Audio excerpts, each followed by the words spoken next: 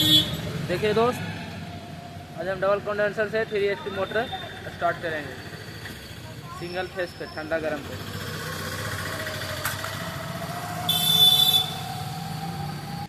देखिए दोस्त, लाइन दे रहे हैं, लाइन दिए।